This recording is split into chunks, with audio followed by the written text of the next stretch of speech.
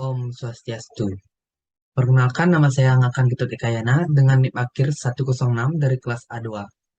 Sekarang saya akan mempresentasikan dalam mata kuliah Metode Perencanaan Arsitektur 1, yaitu materi pemrograman arsitektur. Itu poin yang pertama itu ada pengertian dan definisi pemrograman arsitektur. Definisi pemrograman arsitektur. Kamus Webster tahun 1966 mendefinisikan program sebagai perencanaan prosedur. Pemrograman arsitektur adalah proses pengaturan informasi sehingga informasi yang benar dapat secara tepat posisinya dalam proses desain dan keutusan yang tepat dapat dilakukan untuk mempertajam hasil dari desain bangunan tersebut. Pemrograman merupakan proses kreatif secara terstruktur terhadap harapan, keinginan, dan hasrat dari wujud bangunan nantinya. Pemrograman dapat dibagi dua, yaitu analisis dari kondisi existing, yaitu analisa site, profil pengguna, kode, batasan, dan iklim. Itu yang kedua ada proyeksi masa depan, yaitu beberapa kriteria desain yang harus dipertemukan atau diselesaikan agar supaya cocok dan termasuk di sini adalah misi, tujuan, konsep, dan persyaratan tampilan atau performance. Lalu poin yang kedua ada proses program dalam pemrograman arsitektur. Dalam proses program ini terdapat tiga poin, yaitu identifikasi masalah, konsep, dan skematik desain. Identifikasi masalah berkaitan dengan pengumpulan dan pengaturan informasi yang diperlukan dalam rancangan, antara lain menetapkan hal-hal yang diperlukan oleh klien dan permasalahan bangunan. Pada tahap ini diperlukan pengenalan dan pemahaman terhadap bangunan dan klien yang lebih spesifik untuk dapat mengidentifikasi isu utama, proses desain untuk menyelesaikan masalah terkait dengan rumusan masalah. Lalu konsep.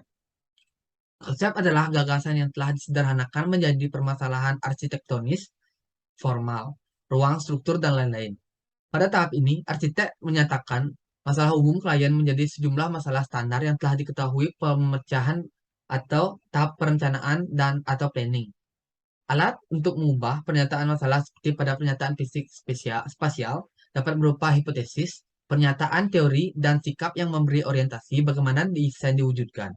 Konsep sebagai gagasan yang memadukan berbagai unsur ke dalam satu kesatuan.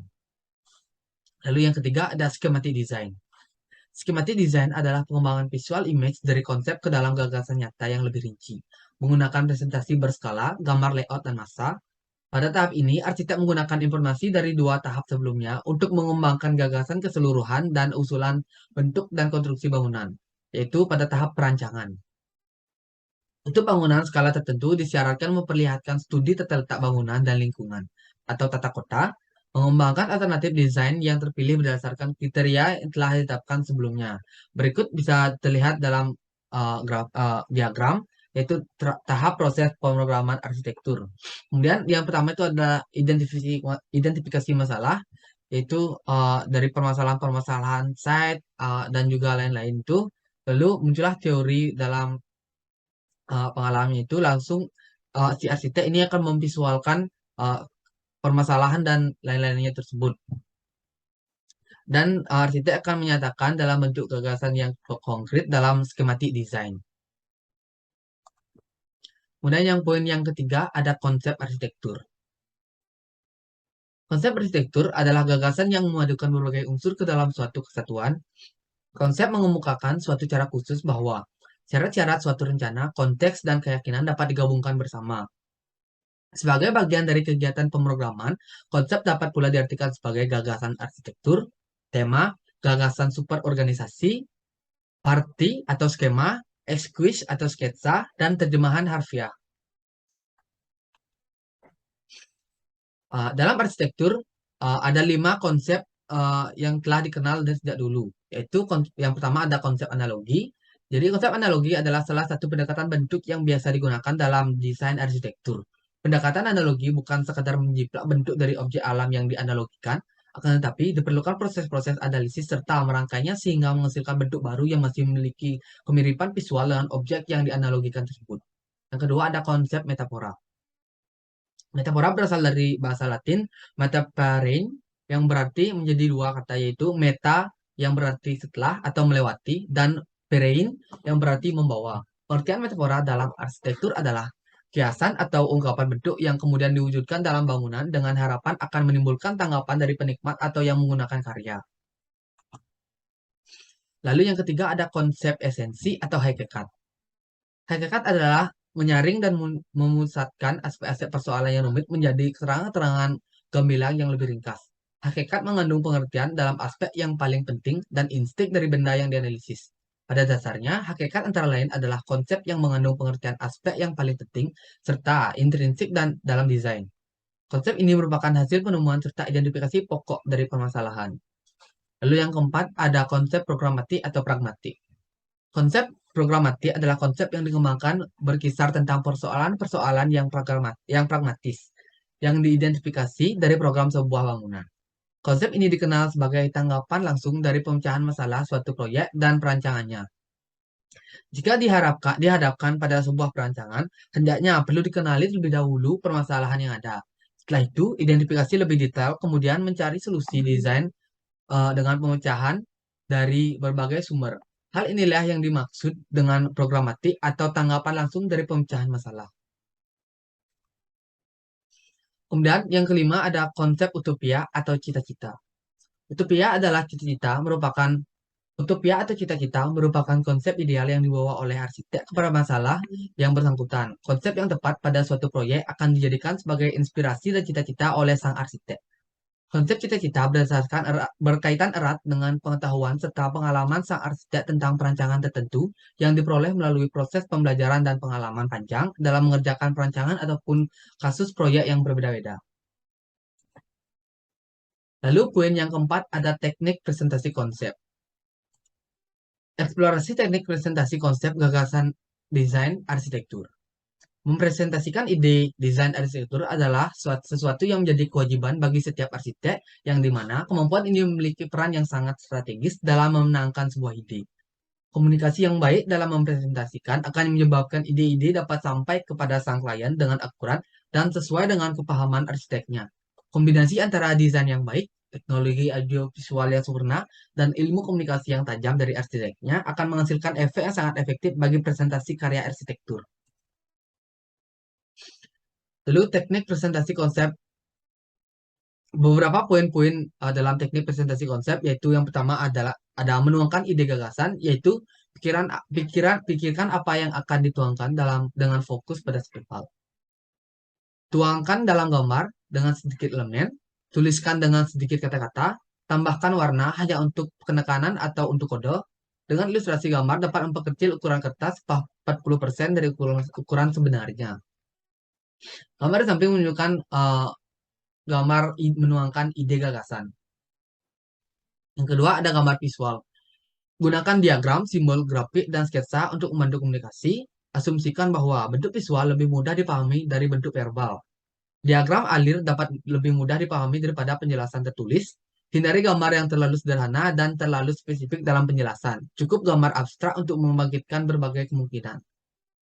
Gunakan skala yang tepat untuk gambar grafis sesuai besarnya proyek dan implikasi dari ide-ide. Gambar di samping menunjukkan penggunaan gambar visual pada konsep. Lalu poin yang ketiga ada menggunakan sedikit kalimat. Label dengan gambar dengan benar. Memperkuat gambar dengan kalimat pendek. Tetapkan kata-kata sesedikit mungkin dalam poin-poin penting. Memaksakan kalimat panjang mengakibatkan huruf kecil dan sulit membaca huruf. Informasi penting juga dapat berupa angka. Gambar di samping menunjukkan gambar penggunaan kalimat dalam konsep. Lalu poin yang keempat ada upayakan untuk mudah dibaca. Kejelasan tulisan dengan mengatur lebar baris dan tinggi huruf. Gunakan huruf tinggi 1/8 inch atau 0,6 cm atau lebih besar. Gunakan berbagai ukuran pena. Penggunaan OHP atau slide tidak akan meningkatkan huruf terbaca. Lalu huruf pada salinan mesin ketik biasanya terlalu kecil dan terlalu tipis ketebalan garisnya. Kemudian poin yang kelima ada desain untuk display. Perbedaan antara kartu analisis dan ilustrasi buku yaitu pada jarak pandang. Kartu analisis desain untuk tampilan di dinding. Ada tampilan tertentu untuk kartu analisa yang baik, yang buruk umumnya terlalu berani dan berat atau terlalu halus dan ringan.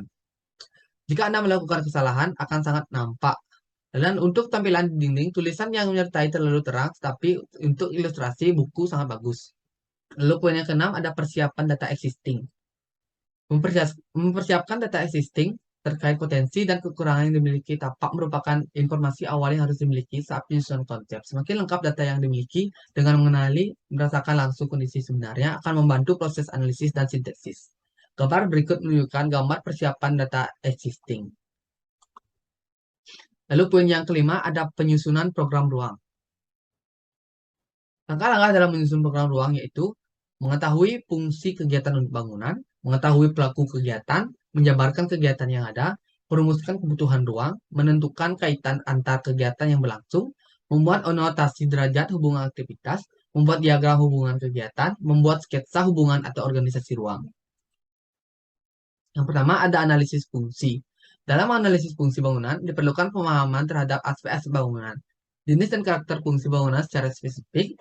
Cara sederhana memahami fungsi dengan eksplorasi pertanyaan 5W plus 1H, yaitu what, why, who, where, when, and how. Lalu yang poin yang kedua ada kegiatan atau aktivitas pengguna. Dalam menyusun program ruang diperlukan analisis terhadap pengguna, terkait kebutuhan dan keinginan pengguna. Kebutuhan adalah hal yang mendasar yang dibutuhkan oleh pengguna, sedangkan keinginan adalah hal yang melengkapi kebutuhan. Arsitek harus mampu memilah antara kebutuhan dan keinginan pengguna. Di samping itu juga, mampu memahami di mana kegiatan tersebut berlangsung, mencermati lokus dan lingkup kegiatan, serta siapa penggunanya berdasarkan umur, profesi, latar belakang pendidikan, budaya, dan seterusnya. Data dasar yang dibutuhkan untuk analisis kegiatan cenderung berbeda untuk tiap fungsi bangunan. Secara umum meliputi siapa penggunanya, bagaimana urutan-urutan dalam melakukan kegiatan, bagaimana hubungan antara satu kegiatan dengan kegiatan lainnya, dan berapa lama dan seberapa sering kegiatan tersebut berlangsung, dan yang terakhir itu wadah dalam penampung kegiatan tersebut. 3. Kebutuhan ruang. Berdasarkan identifikasi kegiatan atau aktivitas, penggunaan terkait fungsi bangunan selanjutnya dilakukan penyusunan kebutuhan ruang berdasarkan kelompok fungsi pengguna dan sifat atau karakter kegiatan, publik, semi-privat, dan privat. Secara berjenjang, kebutuhan ruang dirinci dari kebutuhan ruang utama, ruang penunjang utama, ruang penunjang kedua, dan seterusnya. Susunan ruang didasarkan pada hierarki kegiatan yang berlangsung, sehingga tiap ruang utama akan didukung oleh ruang penunjang utama. Selanjutnya, tiap ruang penunjang modul ajar teori dan studio pondasi kedua. Pertama akan didukung oleh ruang penunjang kedua. Proses penyusunan kebutuhan ruang yaitu meliputi 1. Mengetahui proses unit kegiatan, 2. Mengetahui pelaku kegiatan, 3. Menjabarkan urutan kegiatan yang ada, dan yang keempat merumuskan kebutuhan ruang. Diagram tersebut menunjukkan diagram penyusunan hierarki ruang. Lalu yang keempat ada hubungan ruang diperoleh Hubungan ruang diperoleh melalui proses pengelompokan ruang dan hierarki ruang, serta penentuan tingkat hubungan ruang dengan melakukan analisa bentuk hubungan ruang satu dengan yang lain, ruang satu di dalam ruang yang lain, ruang-ruang yang saling berkaitan, ruang-ruang yang bersebelahan, dan ruang-ruang yang berhubungan dengan oleh sebuah ruang. Dasar pertimbangan dalam analisa hubungan ruang, yaitu ada pola hubungan kegiatan, derajat tingkat aktivitas, langsung, tidak ada hubungan, subjek pelaku kegiatan, pengelola, pengunjung tetap, dan pengunjung tidak tetap, menunjukkan kaitan antar kegiatan fungsi berlangsung, membuat matriks, derajat hubungan aktivitas, membuat diagram hubungan ruang dan sirkulasi ruang. Berikut contoh bentuk metrik kriteria hubungan ruang dan diagram hubungan ruang. Lalu, pada hubungan ruang ini biasa kita sebut dengan organisasi ruang pada desain. Lalu poin yang kelima ada dimensi ruang. Untuk menentukan kebutuhan luas ruang, sebelumnya perlu dilakukan analisis dimensi ruang. Perkiraan besaran ruang dapat berupa sketsa dan kalkulasi dimensi unit perabot pada setiap ruang, atau berdasarkan standar besaran ruang pada buku standar Neufeld Architect Data, Time Server Standard for Architectural Design Data, dan lain-lain. Menggambarkan sketsa besaran ruang sebaiknya menggunakan kertas milimeter blok untuk membantu gambar lebih proporsional. Meskipun demikian, gambar tidak perlu diberi skala selama kesesuaian faktor dimensi dan grid kertas diperhatikan. Berikut adalah gambar sketsa perhitungan dimensi ruang dan juga minimum dimension and clearances. Lalu poin yang keenam ada tata letak ruang. Sebelum masuk pada pengembangan denah lantai dengan semua implikasi spesial dan desain yang lebih luas, maka pada tahap ini diagram keterkaitan ruang harus disempurnakan kembali. Dengan melengkapi diagram bubble dan bentuk denah dasar atau selubung bangunan, berkaitan berkaitan unit bangunan dengan ruang luar menjadi pertimbangan utama dalam menentukan letak main entrance, side entrance, dan sirkulasi penghubungannya. Transisi dari tahap pre-design ke pengembangan kreatif denah membutuhkan sintesis kreatif untuk menyatukan proses analisis, pemrograman, dan sintesis desain. Dengan demikian, diperlukan alternatif-alternatif diagram yang dapat mengakomodasi semua aspek pertimbangan spasial. Proses tersebut dapat dilakukan secara hierarkis untuk tiap dasar pertimbangan.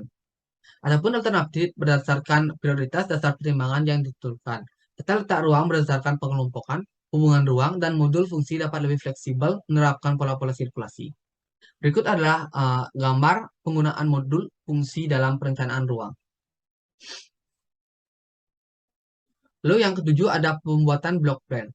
Tahap perbaikan diagram bubble dilanjutkan dengan pembuatan block plan. Pada tahap ini, gambar lebih mendekati bentuk denah yang geometris. Meskipun demikian, letak dan orientasi ruang masih dapat disempurnakan lagi. Teknik yang digunakan pada penggambaran block plan, selain cara manual dan aplikasi CAD, juga dapat menggunakan flip chart atau potongan kertas yang bentuk dan ukurannya disesuaikan dengan dimensi ruang. Kemudian ditempelkan pada lembar kertas grafik. Dengan cara ini, bentuk konfigurasi ruang dapat lebih mudah dimodifikasi untuk mendapatkan tatanan ruang dan selubung penggunaan yang sesuai. Berikut adalah gambar perbaikan block plan dan alternatif block plan dengan flip chart. Lalu poin yang terakhir atau poin yang keenam adalah analisis tapak, pengamatan konstruksi, dan panduan desain. Analisis tapak. Perencanaan tapak adalah proses mengatur lingkungan fisik eksternal secara rinci dan lengkap untuk memasukkan struktur, pola sirkulasi, dan elemen lain yang membentuk lingkungan binaan. Perencanaan site dan proses desain digunakan untuk mengembangkan sebuah proyek yang memenuhi persyaratan fasilitas dan menciptakan hubungan yang optimal dengan site alam dan fasilitas yang berdekatan.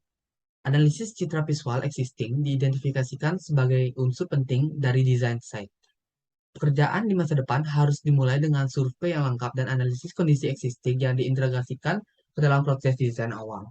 Analisis itu harus mencakup minimal dampak visual seperti vegetasi yang ada, topografi dan jenis tanah, existing terdekat, dan penggunaan lahan di masa depan, pola sirkulasi, potensi views, perkembangan keamanan, orientasi bangunan dan pemisahan, kondisi iklim, entry layanan, dan hubungan kontekstual dengan daerah sekitarnya. Tujuan perencanaan site. Dalam banyak hal, analisis site adalah langkah yang paling penting dalam keberhasilan proses desain site. Tujuan dari analisis site adalah mengumpulkan data untuk perencanaan awal, mengevaluasi site untuk kelayakan pelaksanaan proyek yang diusulkan. Nilai analisis adalah identifikasi yang jelas dan lengkap tentang isu-isu dan karakter site yang berkaitan dengan usulan penggunaan. Perencanaan site bertujuan untuk menentukan kegiatan yang sesuai dengan yang diperlukan dan menghubungkan fungsional melalui analisis program, mengevaluasi site melalui analisis site, menetapkan organisasi kegiatan dan fasilitas di site melalui pengembangan konsep diagram hubungan spasial. Pertimbangan pertama dari analisis site adalah penentuan site. Lokasi site memerlukan lebih dari sekedar mencari lokasi pada peta. Dalam pengertian ini, mengacu pada site terkait kebutuhan masyarakat. Proyek-proyek komersial akan peduli dengan visibilitas, akses site, dan lalu lintas. Lalu, lokasi-lokasi proyek harus digambarkan secara jelas dalam bentuk peta dasar dua dimensi atau foto udara yang memperlihatkan bangunan-bangunan penting di sekitar lokasi proyek, jalur pejalan kaki, serta konteks lingkungan yang memudahkan orang untuk memahami lokasi tapak. Batas-batas tapak harus jelas menggambarkan batas-batas tapak, ukuran tapak, serta aturan-aturan dan standar bangunan setempat seperti garis sempadan bangunan GSB, koefisien dasar bangunan atau KDB, koefisien lantai bangunan KLB, jarak antar unit bangunan, sirkulasi tapak, dan lain-lain. Topografi dalam tahap analisis site sangat penting untuk memperoleh data pengukuran luas lahan dan topografi yang memperlihatkan garis kontur tanah. Data ini diperlukan dalam menginterpretasikan orientasi fisik bangunan. Tata letak bangunan lebih baik arah vertikal, horizontal, run-off area, dan lain-lain. Landscape sebagai bagian dari pendekatan ekologi, lingkungan, dan arsitektur hijau. Sangat penting untuk menata layout jalur hijau dan jenis-jenis tumbuhan yang sudah ada. Jika dimungkinkan, desain tidak mengganggu landscape yang telah tumbuh di tapak. Iklim dan lingkungan, pemahaman terhadap iklim makro dan iklim mikro merupakan hal yang penting dalam menentukan efisiensi bangunan, terutama dalam pengelolaan energi, temperatur, curah hujan, kelembaban arah dan kecepatan angin, orientasi matahari, serta bencana alam yang potensial terjadi merupakan faktor-faktor yang harus dipertimbangkan dalam merancang orientasi bangunan, bukaan, pencahayaan dan pada bangunan, dan lain-lain. Manusia dan kebudayaan, faktor manusia dan kebudayaan meliputi analisis lingkungan sekitar terhadap aspek kultural, psikologi, perilaku, dan sosiologi. Kategori ini berkaitan dengan kegiatan-kegiatan perhubungan manusia dan pola karakteristik manusia.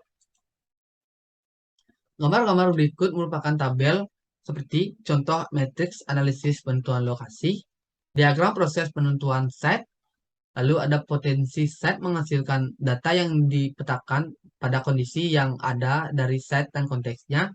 Analisis site menilai potensi site dan kendala desain faktor penentu untuk program penggunaan lahan yang spesifik. Lalu gambar berikut merupakan contoh gambar skematik rancangan tapak. Gambar ini menunjukkan seperti contoh rancangan tapak, jalur kendaraan, dan letak gerbang masuk. Uh, dan yang samping ini merupakan gambaran skematik desain dalam tahap sketsa. Baik, sekian presentasi dari saya. Bila ada kesalahan dan kekurangan, mohon dimaklumi. Sekian, terima kasih. Om Santi Santi Santi. Om.